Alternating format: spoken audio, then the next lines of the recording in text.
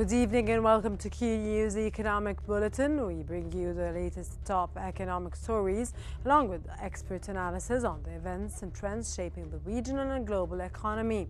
Throughout our coverage, we spotlight key sectors and highlight the defining economic developments of the moment. To start with the latest headlines, we'll hand you over to my dear colleague Rihem Morsi for the top economic stories. What do you have for us today, Rihem? Thank you so much, Rana. We have plenty of news and developments from around the world. We start off with Europe, where Bulgaria's Finance Minister Galab Donev has announced that the government plans to reduce its budget deficit to 5.7% in 2026 and reach the European Union's 3% target by 2028. He noted that the government will implement spending cuts, including salary caps for executives at state-owned companies. Donev added that the government will also gradually eliminate mandatory health insurance payments for police, military personnel and civil servants. Donev did not provide additional details. He further stated that administration spending will decrease by 10%, stressing that Parliament must debate and approve the budget proposal.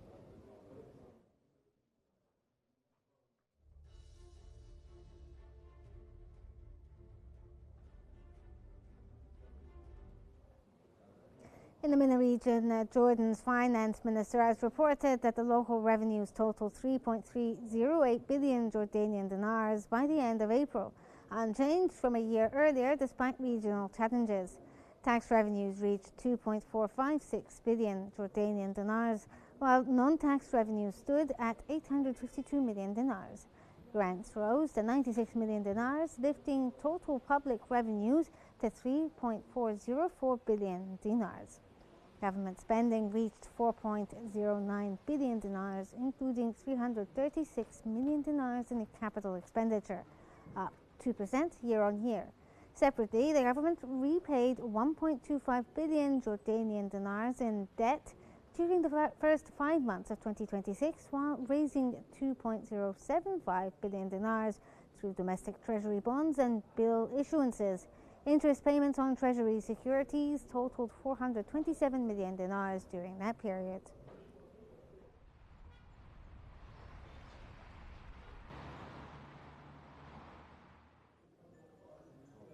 In North America, the U.S. Energy Secretary Chris Wright has stated that about 72 tankers carrying up to 20 million barrels of oil transited the Strait of Hormuz over the past 24 hours. Wright said the return of normal oil flows had been delayed by Iranian mines in the waterway, but added that Iran would no longer be capable of closing the Strait of Hormuz. He also said the United States would ensure the continued flow of oil through the strategic shipping route, even in the absence of an agreement with Iran. Yeah, look, as I said before, the alliance between the United States and the European Commerce Department data showed U.S. new single-family home sales unexpectedly fell 7.3% in May to a seasonally adjusted annual rate of 580,000 units as high mortgage rates and elevated home prices continued to weigh on demand. Sales were down 6.8% from a year earlier, while the median new home price was largely unchanged at $424,900.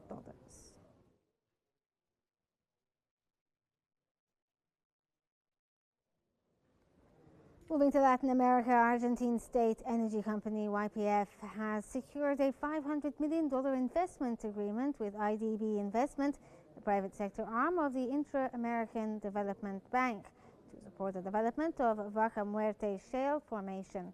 YPF CEO Horacio Marin said the funding will be used to build strategic road infrastructure in the Neuquén province, helping expand Vaca Muerta's production capacity and improve logistics.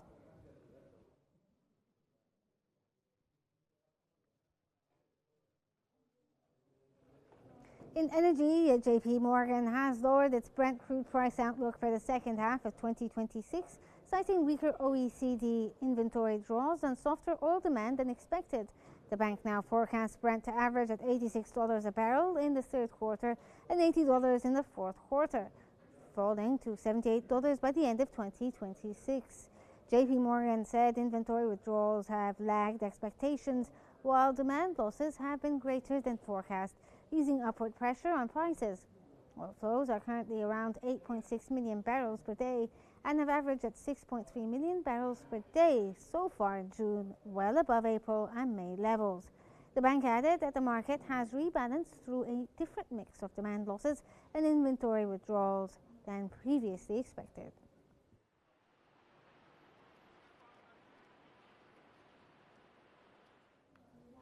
Benchmark oil prices fell more than $3 on Wednesday to their lowest level since before the start of the Iran war. Supply concerns eased with more stranded oil tankers exiting the Strait of Hormuz. U.S. crude futures, meanwhile, slipped below $70 a barrel, the lowest level since March 2nd. Brent crude futures were down 0.4% at $73.65 a barrel, while West Texas Intermediate slipped 4.6% to $69.87 a barrel.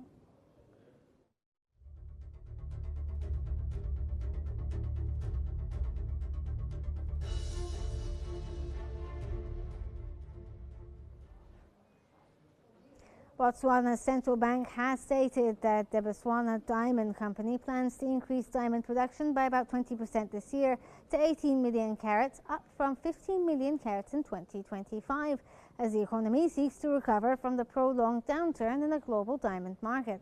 The Botswana, a joint venture between Botswana government and De Beers that produces about 90% of the country's diamonds, had sharply reduced output last year due to weak demand. Central Bank's Deputy Director for Research and Financial Stability, Tato Mokoti, said the production increase is expected to be a key driver of economic growth this year. A company spokesperson confirmed the target.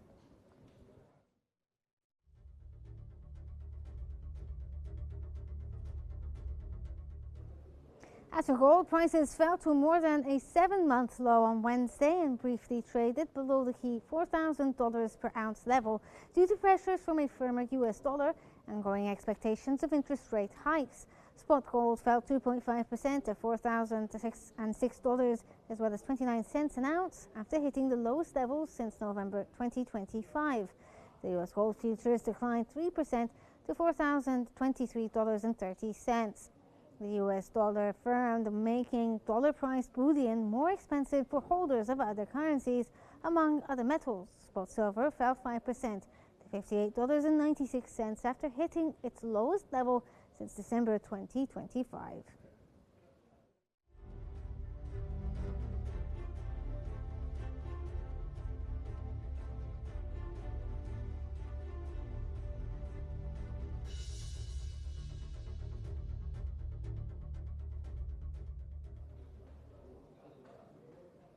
In markets, global shares showed mixed performance across all indices during Wednesday's session. In the U.S., the Dow Jones Industrial Average gained 0.68%, the Nasdaq Futures edged up 0.11%, and the S&P 500 leaped 0.24%. In Europe, UK's FTSE 100 was up 0.31%, while France's CAC 40 expanded 0.54%, while Germany's DAX was down 0.62%. Across Asia, Japan's Nikkei slid 0.88%, while the Shanghai SSE Composite hiked 0.11%, while the Hong Kong's Hang Seng increased 0.33%.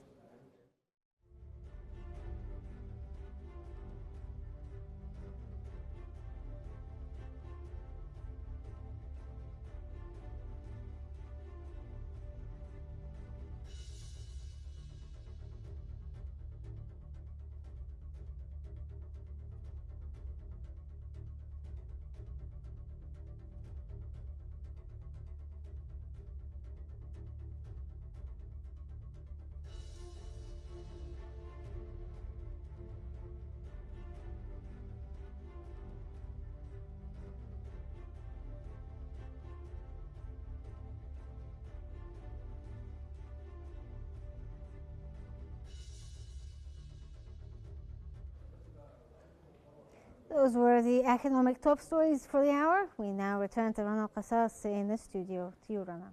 Thank you, Reham. And now for more in-depth analysis. as fresh funds, stronger reserves and billions in previously frozen assets now back in play.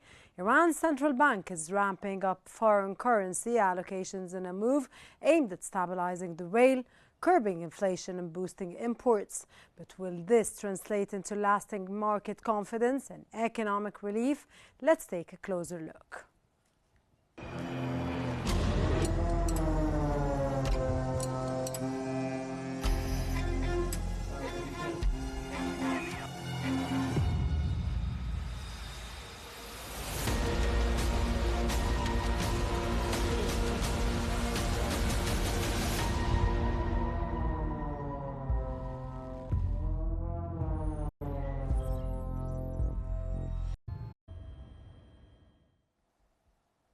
Central Bank of Iran Governor Abdel Nasser Hemeti has relieved that the country will significantly increase foreign currency allocations starting Saturday, following improved access to foreign assets and eased restrictions on oil exports. The central bank will inject part of its strengthened reserves into the economy, beginning with a $2 billion allocation for the industrial sector. Hemeti said that the move is intended to help curb inflation and support imports of essential goods.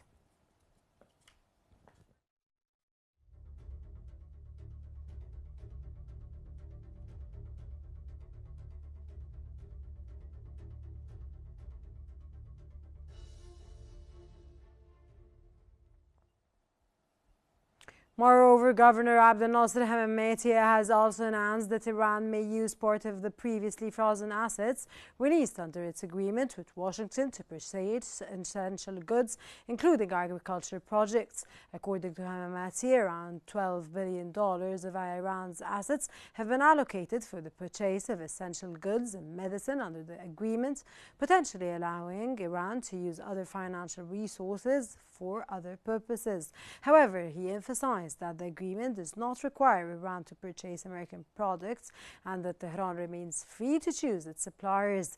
Iran could buy U.S. goods if they are competitive in price and quality, he said, but such purchases would not constitute a political or legal obligation.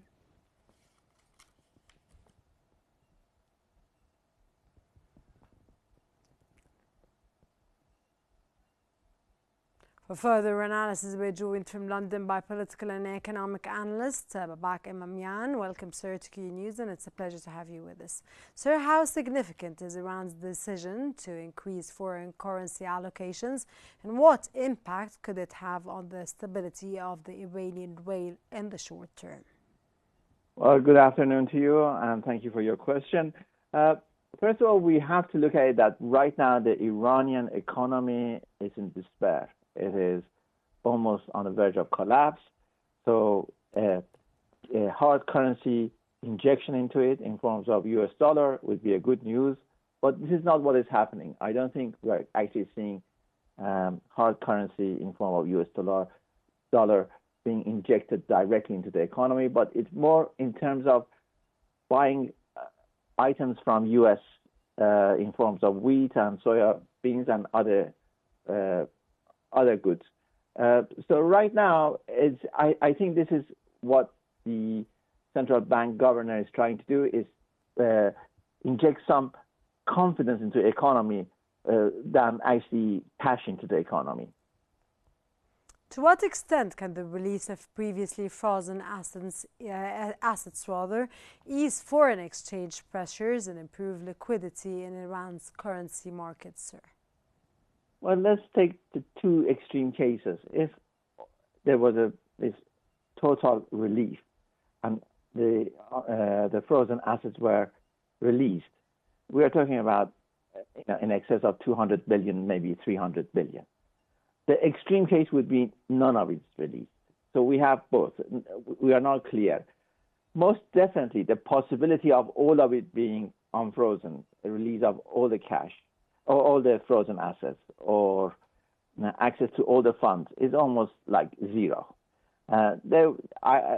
More likely, 90%, they would have access to few billion. By few billion, I'm talking about maybe 5 billion to 20 billion maximum. And that would be also in terms of purchasing items. But then it's a positive sign. It's a positive sign that U.S. is prepared to negotiate and release funds to this faction. And this faction is headed by Mr. Ghalibaf. So I want to emphasize that the U.S. is not releasing money to Iran regime. It's releasing it to one individual, and that's Ghalibaf. That's their condition, that he stays in charge of the country. Okay, this is under the condition that he stays in the country, but at the same time, sir, and aligned with this, the United States is actually giving up this money. It is. It's a way of. It is very much. They are treating Mr. Ghalibaf as what they are doing with Ahmad al-Shara in Syria. They want a strong man in charge of Iran, a man who is aligned with U.S. interest, and a man who could also be the absolute power in Iran and overcome all other factions. Because what they want is a stable Iran, but a stable Iran which is aligned with U.S. interest. And the money they are releasing to him, I emphasize to him more than the regime. It is coming to the central bank, but it is coming because of him. Is just because whichever faction has access to funds, that faction becomes the absolute power. And they want to make him the absolute power in Iran right now. Got your point, sir. Very considerate. Could the injection of additional foreign currency into the economy help narrow the gap between Iran's official and parallel exchange rates? The economy is in such a dire strait, it is such a bad condition that you need massive amount of money. You need something like $400 billion of investment.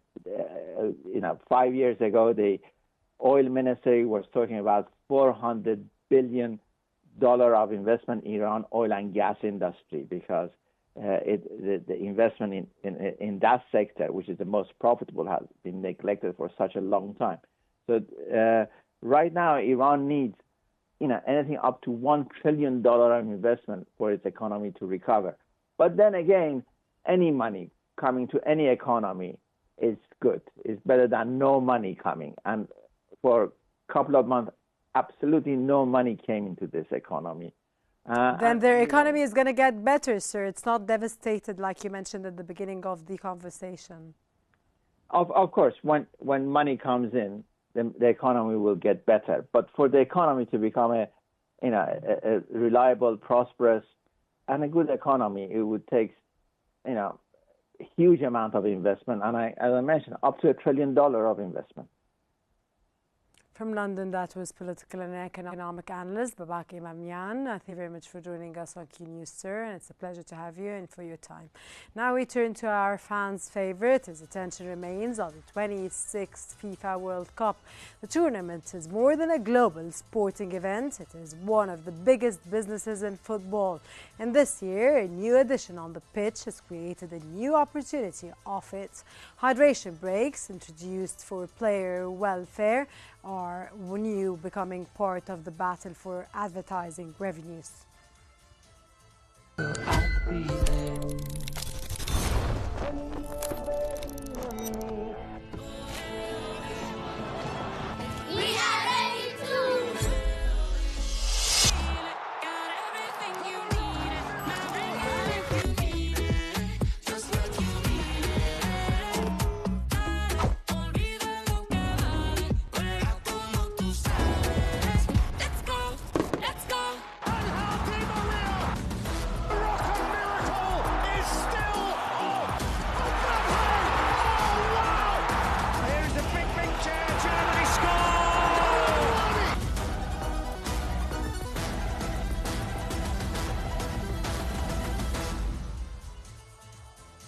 FIFA is considering keeping hydration breaks in future World Cups despite criticism over the additional stoppages introduced at the 2026 tournament.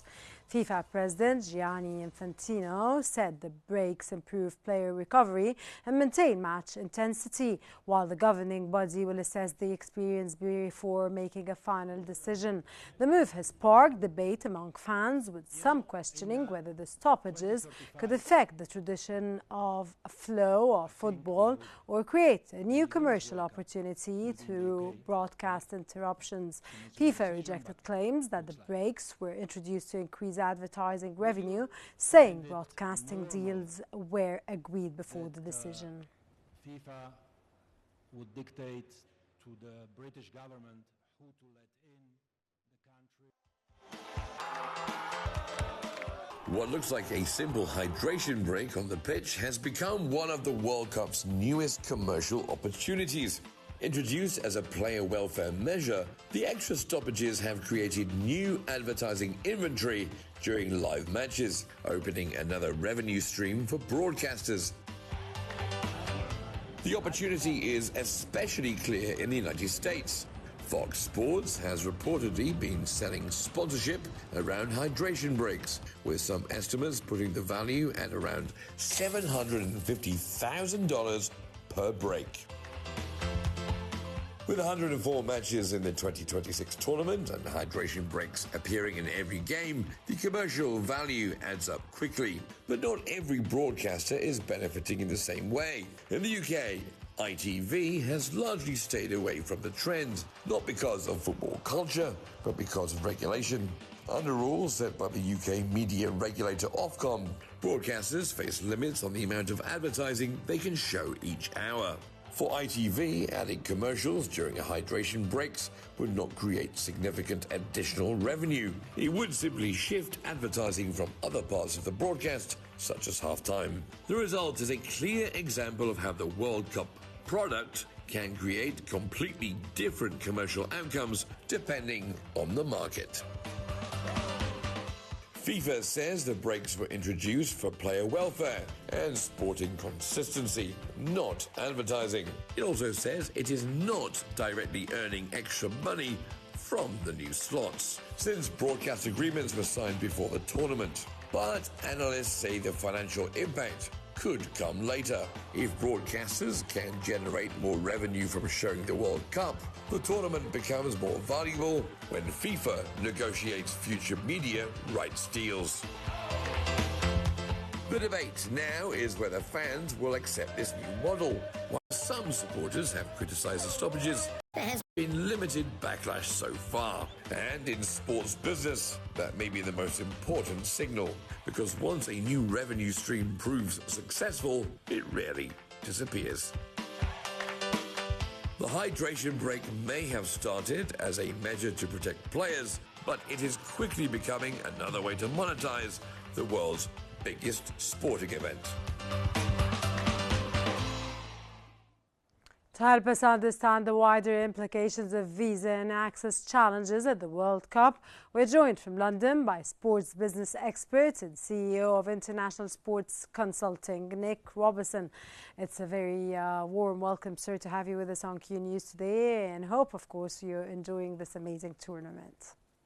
Well, thanks very much for having me, and it's great to be here. It's our utmost pleasure, sir. Sir, hydration breaks were introduced as a player welfare measure, but they quickly became a commercial opportunity. What does this tell us about how every element of modern football is being monitored or mobilized? Yeah, well, no, you're absolutely right. But what's important to understand is the commercial machinery around football is now so sophisticated that it prices a new feature almost on contact. FIFA brought this in as welfare, framed around player safety, and yet within weeks, the industry had turned over 200 water breaks into 800 plus sellable slots.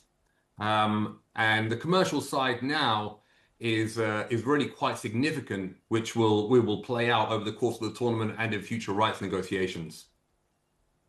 Sir, broadcasters are treating stoppages as new advertising inventory.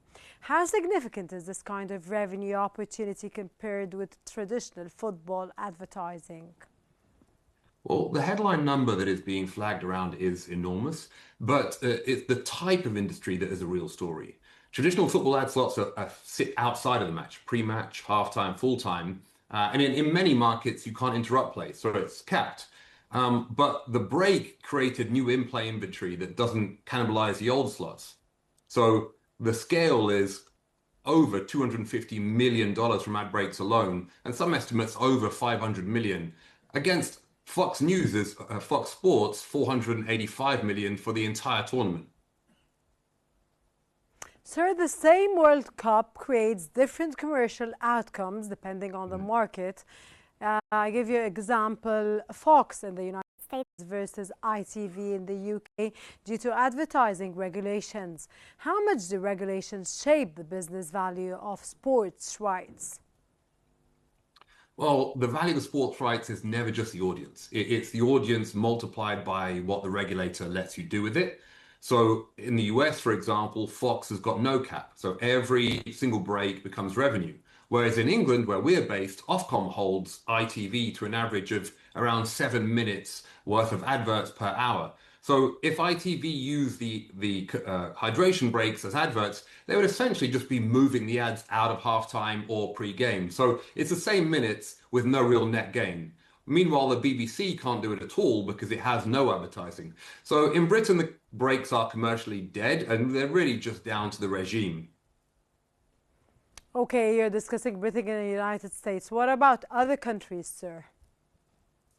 Well, as we've seen from Fox News, they are reportedly making between $250 million to $500 million just on the hydration breaks alone. Now, if you think they paid $485 million for the rights of the entire tournament, that means that they might be equalizing, neutralizing their spend entirely over a very simple commercial inventory that didn't exist anywhere in football before this tournament existed. Okay, sir, if broadcasters can generate more revenue from additional stoppages, does this make future FIFA tournaments more valuable when media and rights are negotiated? 100%. And we will see the impact in the next negotiation, not in this World Cup. Okay, that was what I was going to ask you, sir. Why was this media rights, negotiated before the FIFA tournament started? Well, they're always negotiated long before. What you find... It was sudden this time? Sorry? Was it sudden this time? No, what changed on this one is that the hydration breaks were introduced after the rights were negotiated. So what's happened is it's created an opportunity that was unforeseen for the television channels. FIFA says the breaks were introduced for player welfare and not commercial reasons. How do we separate the sporting purpose from the business incentives around these decisions, sir? Yeah, I do think that the reason for the hydration breaks in the first place was player welfare. Now, I just think that, as I said right at the beginning, operators have found a way to commercialize the new inventory as soon as they happen. But where we're seeing it stress tested a little bit is some of these games are being played in air-conditioned stadiums at 15, 18 degrees. So there's a question there about, is there a real need for a hydration break for the players' welfare in those circumstances? So you mean to say it switched, sir? We have seen football increasingly introduce more commercial moments, from extra sponsorship spaces to expanded tournaments. Where is the line between improving the product and over-commercializing the game? That's a great question. And the line really is in the emotion of the fan or the spectator. Because, if we take an example, in the first game, Fox ran a full screen advert over the break. and actually ran past the restart. So viewers missed some of the live football.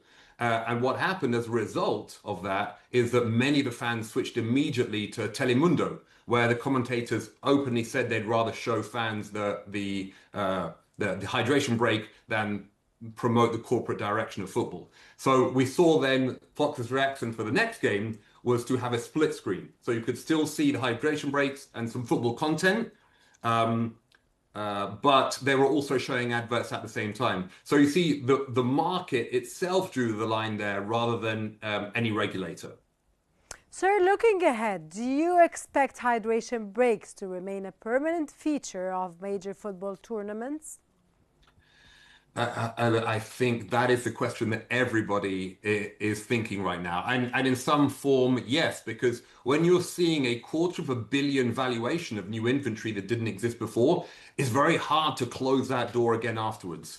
But it will be a tug of war between three primary forces, which is player welfare, which is only strengthening, and quite rightly so. And particularly as the planet is getting hotter, we're seeing here in London today, it's nearly 40 degrees, which is astonishingly hot. But also broadcast money. Now that the Pandora's box is open, so to speak, it's going to be very hard to give that back. And then the final one, which is the real litmus test, is fan tolerance, which is already starting to show its teeth in some sense. And we're seeing quite vociferous booing during a lot of these hydration breaks, particularly when the stadium itself isn't particularly hot. Okay, sir, you mentioned fans' tolerance, and now I want to ask you about fans that criticized hydration breaks, but the backlash appears limited so far. How important is audience acceptance when broadcasters test new revenue models? Go completely, and as I mentioned, we saw straight away the trackable numbers of fans that switched from Fox to Telemundo, showing the exact same break. Showing adverts versus not showing adverts, and ultimately the value of the rights will be dictated by the appetite from the fans to watch it, and fans will vote with their eyeballs. Could we see more sport organizations intentionally design breaks or pauses around commercial opportunities in the future, sir? As I said, I think now that they've seen the impact, that it will be very hard to pull that back. Now, it is to say, in America, this is already quite prevalent. So if you look at NFL matches, for instance, if you're in the stadium, the play is constantly stopping to fund the ad breaks. And I think that in time, these types of structures become normalized. But football fans are a unique bunch, and this is a very global game, and they're not credibly open to change of what is the most popular sport on the planet. True, sir. So, they're very devoted. Absolutely, and I think it's going to be fascinating to see how this will be, as I say, a tug of war between broadcasters, between fans, and underneath it, and hopefully the most important part of this juncture will be player welfare. From a broadcaster's perspective, sir, are these new revenue streams becoming necessary as the cost of acquiring major sports rights continues to increase?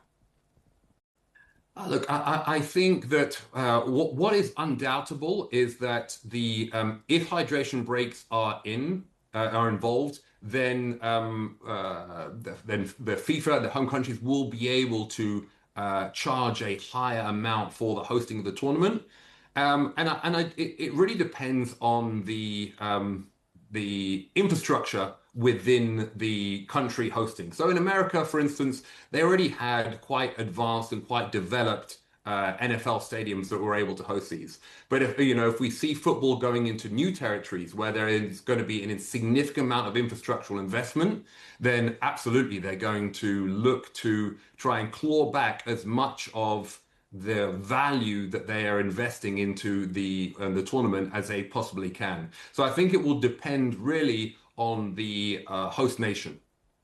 The introduction, sir, of hydration breaks created an advertising opportunity that did not exist before.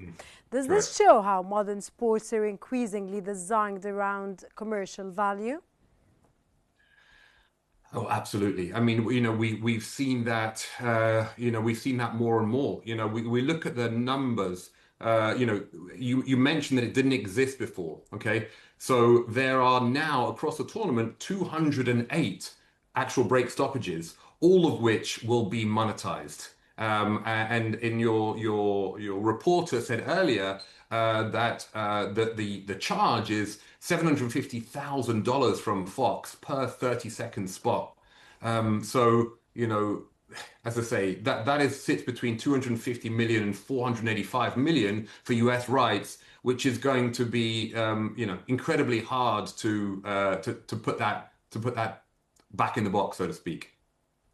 Okay, so when broadcasters pay billions for sports rights, how important are these additional revenue opportunities in justifying those investments? Well, it will all be considered part of the negotiation, ultimately. And, the every cycle, the negotiation itself evolves. We're seeing more and more of that going online now. Whereas it used to be traditionally just television, now we're seeing new players come into the market. We're seeing Amazon, we're seeing Netflix, and streaming is a much bigger player now. So every single cycle, there are new players looking to monetize the sport in different ways. And we saw that in England here. We even had BT, which bought the rights for a lot of Premier League football matches, a lot of Premiership rugby matches as well. And their strategy was essentially to use that to sell more internet and more Wi-Fi to their UK-based customers. So it really depends on what the acquirer of the rights goal is to do with that content. FIFA says the breaks are about player welfare and sporting fairness there. How do we evaluate whether a new rule is primarily driven by sport or by business considerations? Of course, considering that I have to mention here the fans, which are very important as well in this context. Well, I do think that, they often can't be, they're not as diametrically opposite as it might seem. The cleverest decisions in sport are often the ones that you can defend player safety whilst drive commercial revenue back into the sport and into the players and at the same time. The test is often whether this would be continually included if there was no money involved in it at all. Sir, of course, I thank you so much for your intake and for your in-depth analysis and intellectual and informative knowledge, and on top of all your time. But sorry if I've been asking on and on, because it's the first time, of course, to introduce hydrating in this world of sports and business and fans and the sport, the welfare of the players and the welfare of everybody around us, and of course, adding to advertising. So it took a long conversation, which was really, really considered, and I thank you so much, sir. From London, that was sports business expert and CEO of International Sports Consulting, Nick Robinson. Thank you very much for your insights and enjoy the matches, sir. That brings us to the end of our economic bulletin for today. Thank you for watching and stay tuned to Q News for the latest updates from all around the world, business, finance and global affairs. And don't forget to follow our coverage during the FIFA World Cup in the United States, where we'll be going beyond the action on the pitch to explore the business of the tournament, from sponsorships and investments to tourism, trade and the economic impact of the world's biggest sporting event. I'm Rana Khassas. Thanks for joining us and have a great day.